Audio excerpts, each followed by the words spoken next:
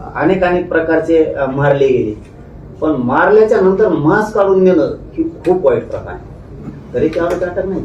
आणखी नावं सांगून त्या कुटुंबांना नावं सांगितले तरी पण अटक नाही.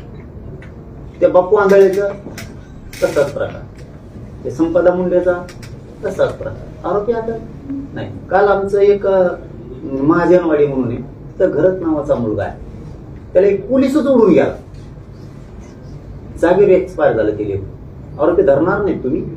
कोणता कायदा? माणूस मारलाय, कायदा सांगतो का त्याला अटक करू नका? असा कुठला कायदा आहे मग?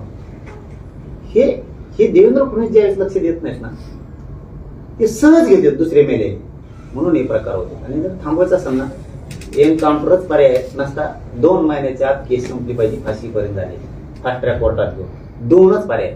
संतोष भाई देशमुखांच्या प्रकरणातले कुठे आहे आरोपी तो फरार झाल्या? म्हणजे हे सोडतो. त्या धन्या मुंड्याला 2दा सोडलं, माझ्या प्रकरणात सोडलं. आता माझ्या हातपातच घेतली त्यांनी, शेळ्याचे लेंड्या आणल्या होत्या पूर्ण, ते मला मारणार होता, ते सोडलं ना त्याला. ते त्याच्या पायावर अजित पवारच्या आणि फडणवीसच्या पायावर लोटांगण घेतलं, त्यांनी पाय धरले. मला ह्या चौकशीपासून हातपाताच्या जरांगे पाटलाच्या वाचवा म्हणून याच्यातून क्लीन चिट दिली त्याला. आज ते प्रकार होत राहिले. असं न्याय मिळणार राज्यातल्या लिकीला, राज्यातल्या पोरांना. आता आम्ही खंबीर आहेत म्हणून सोडून द्या, गरीबांनी काय करा? आम्ही गरीबच आहेत, पण जरा खंबीर आहेत, धाडशी आहेत आम्ही, त्यामुळे आमचं काय होऊ करू शकत नाही. कोणी केलं तर आम्ही एवढी सोपी बी नाही. पण लेकरांनी काय कोणाकडे बघायचं?